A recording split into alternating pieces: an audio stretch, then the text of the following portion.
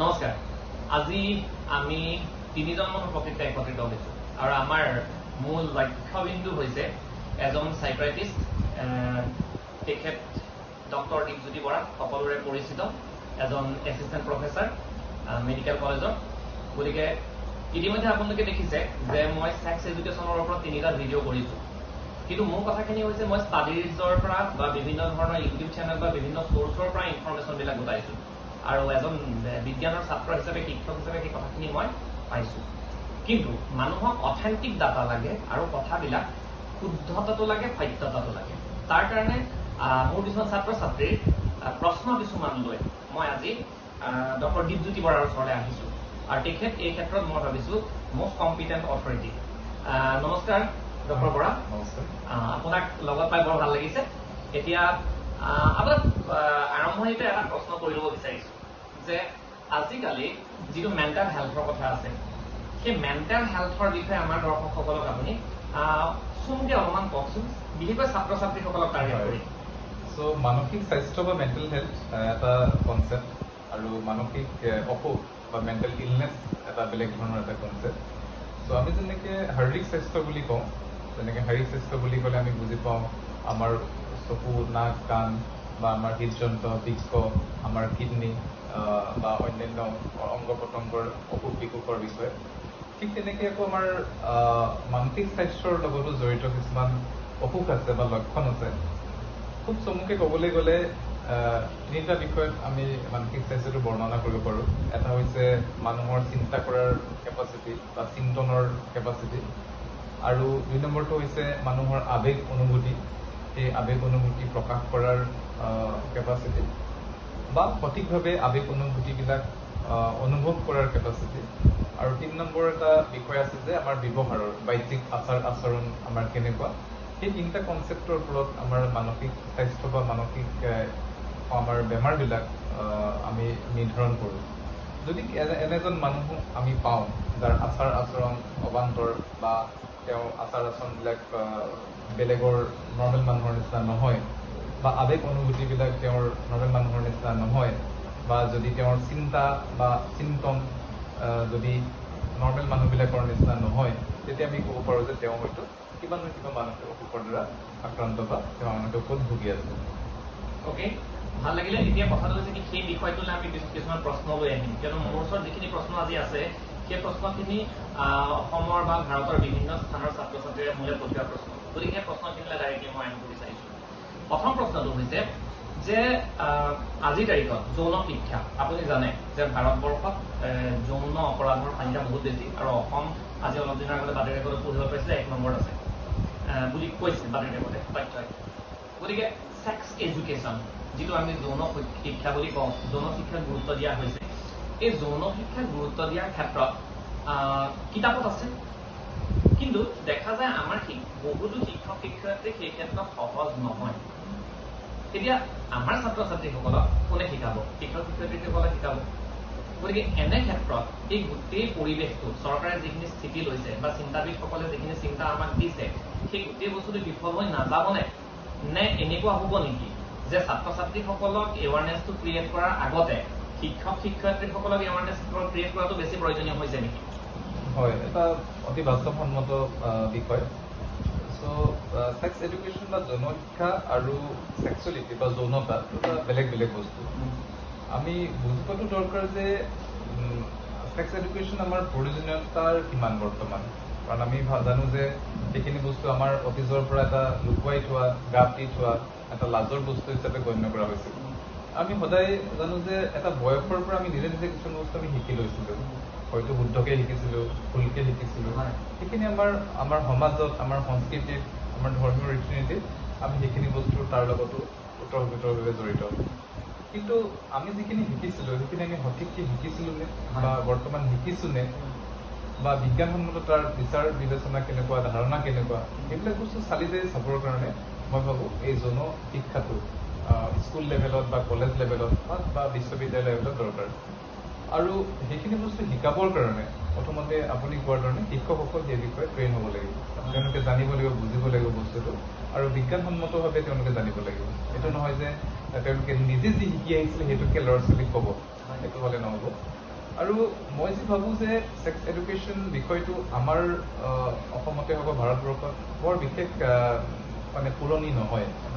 আমি যোৱা 10 বছৰ বা 15 বছৰ মানৰ পৰা যেতিয়া আমি মোবাইল বা ইণ্টাৰনেটৰ আৰম্ভ হ'ল বা টিভিৰ আৰম্ভ হ'ল, বেচিকেলি মোবাইল ইণ্টাৰনেট বা ছ'চিয়েল মিডিয়া আৰম্ভ হ'ল, তাৰ পৰা আমি বস্তুখিনি আমি জানিব পাৰিছোঁ। আৰু বহুত বস্তু আমি ইউটিউবত চাওঁ বা নেটত মাৰি চাওঁ, যিটো বিজ্ঞানসন্মতভাৱে সেইবিলাকৰ ব্যাখ্যা নাথাকে আৰু সেইবিলাকে আমি সঁচা বুলি গ্ৰহণ কৰি লওঁ। আৰু সেইকাৰণে আমাৰ কিছুমান ভ্ৰান্ত ধাৰণা গঢ় লৈ উঠে।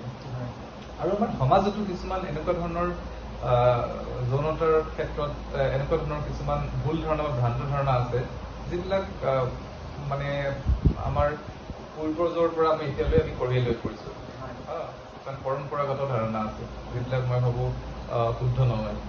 মই তেনেকুৱা দুই এটা ধাৰণা ক'ব পাৰোঁ যে আমাক শিকোৱা হৈছিল এটা সৰু কথা যে এটোপাল বীৰ্যৰ শক্তি এটা হাতীৰ সমান। যে বীৰ্য এটা যদি কোনোবাই এটোপাল নষ্ট কৰিছে, এটা হাতীৰ সমান বল বা হাতীৰ সমান বল তাৰ হেৰাই গৈছে, দুৰ্বল হৈছে, সেই কথাটো সম্পূৰ্ণ মিছা। ঠিক সেইধৰণে অন্যান্য বিভিন্ন ধৰণৰ ধাৰণা আছে। ল'ৰা ছোৱালীৰ ধৰি লওক নাইট ফল বা তেনেকুৱা ডিচাৰ্জৰ লগত বিভিন্ন ধৰণৰ ধাৰণা আছে, হয়তো এইখিনি কথা আপুনি পাতিব বিচাৰে মোৰ লগত। কিন্তু মই ভাবোঁ যে শিক্ষকসকলে প্ৰথমতে নিজক শিক্ষিত কৰি লোৱাটো দৰকাৰ। আৰু মই আকৌ কৈছোঁ স্পৰ্শকাতৰ বিষয়। চ' আমি সামাজিকভাৱে গ্ৰহণযোগ্যভাৱে কেনেকৈ আমি ল'ৰা ছোৱালীক শিকাব পাৰোঁ, তেওঁলোকৰ আৱেগ অনুভূতি আঘাত নোহোৱাকৈ কেনেকৈ আমি শিকাব পাৰোঁ, সেই ধৰণৰ শিক্ষণ কলা এটাও আমি শিক্ষকসকলে আয়ত্ব কৰি লোৱাটো দৰকাৰ। বহুত ভাল লাগিলে।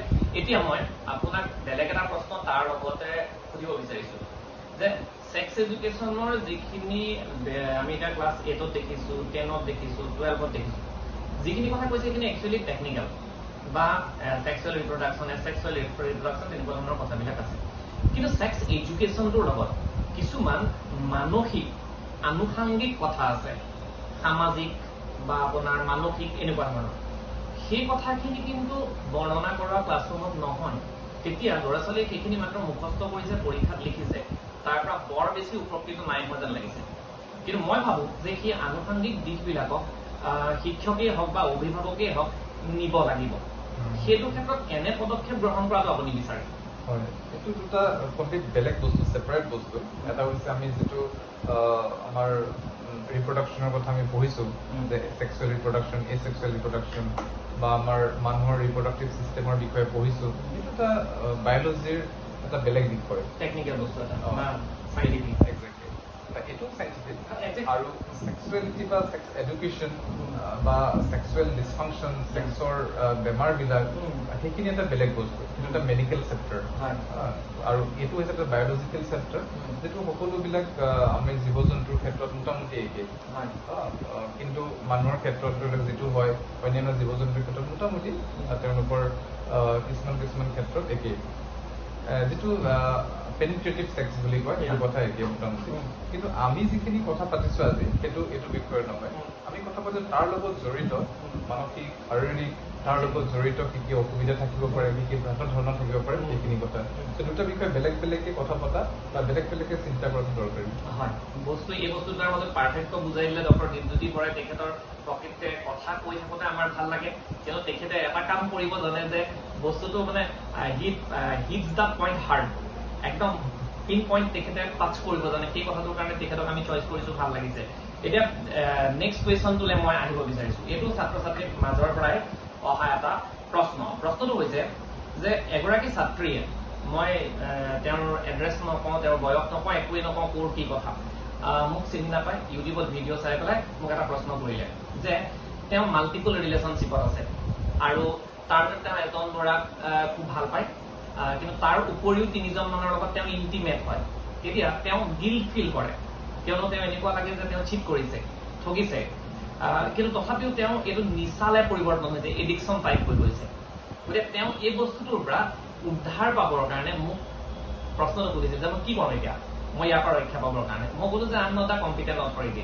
তুমি যিখিনি বস্তু মোক বা আপুনি মোক যিখিনি বস্তু দেখিছে, সেইটো মই একচুৱেলি ইমান বেছি ধুনীয়াকৈ ক'ব নোৱাৰিম। তথাপিও মই ভাবোঁ যে আত্মনিয়ন্ত্ৰণ, তাৰ লগত তুমি মেডিকেশ্যনৰ সহায় ল'ব পাৰা, খাদ্যাভ্যাস বা তেনেকুৱা ধৰণৰ বস্তুবিলাকৰ সহায় ল'লে তুমি লাহে লাহে পাৰিবা। কিন্তু এই প্ৰশ্নটোৰ একদম সুন্দৰ উত্তৰ দিব পাৰিব ডক্টৰ দীপজ্যোতি বৰাই। তেখেতক মই কিন্তু ইয়াত মেণ্টেল ইছ্যু এটাও আছে, লগত ছেক্সুৱেল ইছ্যু এটাও আছে। গতিকে আপুনি এই প্ৰশ্নটোৰ হয়। চ' কথাটো এনেকুৱা, তেওঁৰ যদি ধৰি লৈছোঁ তেওঁৰ বয়স 15 পৰা 25 বছৰ বয়সৰ ছোৱালী বুলি মই ধৰি লৈছোঁ। মোৰ দেন 20। হয়, কথাটো হ'ল যে আমি স্বভাৱতে ছেক্স এডুকেশ্যনে বা ছেক্সুৱেলিটি এটা ছ'চিয়েল কনষ্ট্ৰাক্ট, এটা সামাজিক ধাৰণা, আৰু সমাজখন নিৰ্ণয় কৰে কিছুমান নিয়ম নীতিৰ মাজেৰে। চ' আমি ধৰি লওঁ যে এজন পুৰুষেই হওক বা এগৰাকী মহিলাই হওক, সাধাৰণতে এজন পুৰুষ বা মহিলাৰ লগতে তেওঁৰ সেই ধৰণৰ ৰিলেশ্যনশ্বিপ থাকিব। সেইটো এটা আইডিয়েল চিটুৱেশ্যন। সমাজখন বৰ্তাই থাকিবলৈ হ'লে, পৰিয়াল এটা থাকিবলৈ হ'লে সেই ধৰণৰ এটা কনচেপ্টৰ ভিতৰত আমি থাকিব লাগে। কিন্তু তাৰ ভিতৰতো এনেকুৱা ধৰণৰ কথা আহি পৰে যিটো আপুনি কৈছে। তাৰ ভিতৰত আমি বহুত বস্তু চাব লাগিব যে মাল্টিপল ছেক্সুৱেল পাৰ্টনাৰ হ'লে আমাৰ কি অসুবিধা হ'ব পাৰে। আনছেফ ছেক্স, ইয়াৰ কাৰণে কিছুমান ছেক্সুৱেল ট্ৰেন্সমিটেড ডিজিজবিলাক আহিব পাৰে। বা কেতিয়াবা আমি এই ছোৱালীজনীৰ ক্ষেত্ৰতে কওঁ, তেওঁ খুব কম সময়তে আনপ্লেন প্ৰেগনেঞ্চি হ'ব পাৰে। চ' আমি দেখোঁ যে ভাৰতবৰ্ষত কমেও 35% এডোলেচেণ্ট 13 পৰা 16 বছৰ বয়সৰ তেওঁলোকৰ আনপ্লেন তেওঁলোকৰ প্ৰেগনেঞ্চি হ'ব পাৰে বা এডোলেচেণ্ট প্ৰেগনেঞ্চি হ'ব পাৰে। বা কেতিয়াবা দেখোঁ যে 60% এডোলেচেণ্ট ল'ৰা ছোৱালী, বিশেষকৈ 19 বছৰৰ তলৰ, তেওঁলোকৰ আকৌ এই ধৰণৰ আনপ্লেন প্ৰেগনেঞ্চি বা তেওঁলোকৰ এডোলেচেণ্ট প্ৰেগনেঞ্চিলৈ যায়। গতিকে মই ক'ব বিচাৰোঁ যে সেই ছোৱালীজনীৰ উদাহৰণ দি যে তেওঁৰ সেই ধৰণৰ ঘটনা তেওঁৰ ক্ষেত্ৰত ঘটিব পাৰে। আৰু এবাৰ যদি সেই প্ৰেগনেঞ্চি হয় বা তেওঁলোকৰ ৰিলেটেড কিবা কিবি প্ৰেগনেঞ্চি ৰিলেটেড কিছুমান কমপ্লিকেশ্যনছ হয়, তেওঁ মানসিকভাৱে শাৰীৰিকভাৱে কেতিয়াও সেই ধৰণৰ প্ৰেগনেঞ্চিৰ কাৰণে প্ৰস্তুত নাথাকে। গতিকে যদি সেই ধৰণৰ হৈ যায়, তেওঁ আকৌ সমাজত এটা বদনাম ওলালে, কাৰ পৰা হয়, কি পৰা হয়, তেওঁ অলৰেডি এটা ৰিলেশ্যনশ্বিপত আছে। গতিকে বিভিন্ন ধৰণৰ কমপ্লিকেশ্যনছ আহিব পাৰে। গতিকে তাৰ পৰা বিৰত থকাই দৰকাৰ। এতিয়া প্ৰশ্নটো হ'ল যে তেওঁ থাকিব বিচাৰে, পৰা নাই, মই কৰোঁ কি? একজেক্টলি। চ' এইটো মই এডিকশ্যন বুলি মই নকওঁ, কাৰণ আমাৰ মনটো এনেকুৱা, আমাৰ যিটো বস্তু ভাল লাগে আমি বাৰে বাৰে কৰিব বিচাৰোঁ। আমাৰ যিটো বস্তু ভাল লাগে আমি বাৰে বাৰে কৰিব বিচাৰোঁ। যেনে ধৰি লওক ছেক্সৰ কথাটোৱে হওক বা পইচা পাতি ইনকাম কৰাটোৱে হওক বা খেলত জিকাৰ সোৱাদ লগাটোৱে হওক, সেইখিনি বস্তু হ'লে কি হয়, আমাৰ যেতিয়া আমাৰ অত্যন্ত ফূৰ্তি হয়, বায়'লজিকেলি যদি চাবলৈ যাওঁ, আমাৰ মগজুৰ নিৰ্দিষ্ট অংশত, মগজুৰ মধ্যভাগৰ নিৰ্দিষ্ট অংশত মেজলিম্বিক এৰিয়া বুলি কয়, ডপামিন বুলি এটা প্লিজাৰ হৰমনৰ আগমন ঘটে, ছিক্ৰেশ্যন ঘটে। আৰু এই ধৰণৰ কামবিলাক কৰি থাকিলে এইটো আৰু বস্তু বাঢ়ে আৰু বাঢ়ি যায়। গতিকে ছেক্সেই হওক বা যিমান নিচা বস্তু খালেই হওক, এই ধৰণৰ ডপামিনবিলাক বাঢ়ি যায়। আৰু প্ৰত্যেকবাৰতে ই বাঢ়ি যায়, আৰু এবাৰ বহাৰ পিছত এটা চিষ্টেম, ৰিৱাৰ্ড চিষ্টেম বুলি কয়, সি এক্টিভেট হয়। আৰু প্ৰত্যেকবাৰে এই বস্তুটো বিচাৰিবলৈ তেওঁলোকে আৰম্ভ কৰে।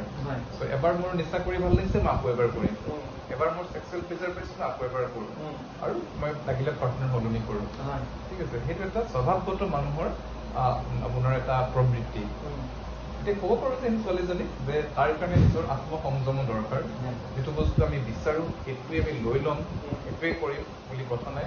যিহেতু আমি সামাজিক প্ৰাণী, আমি এতিয়া সভ্য প্ৰাণী, আমি এটা যুগ যুগান্তৰ পৰা বিৱৰ্তনৰ পৰা আমি কিছুমান বস্তু এৰি আহিছোঁ। গতিকে আত্মসংযমী হোৱাটো দৰকাৰী।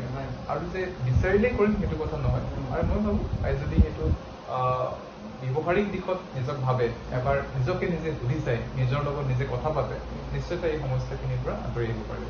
অ'কে, ভাল লাগিলে। এতিয়া গতিকে সেই ছোৱালীজনীয়ে চাব চাগে ইউটিউবৰ ভিডিঅ'টো, তেওঁ উত্তৰটো তাত পালে নাই, মোক আকৌ পাৰ্চনেলি ফোন কৰি পেলাই তেওঁ ক'লে মই ভাল পাম।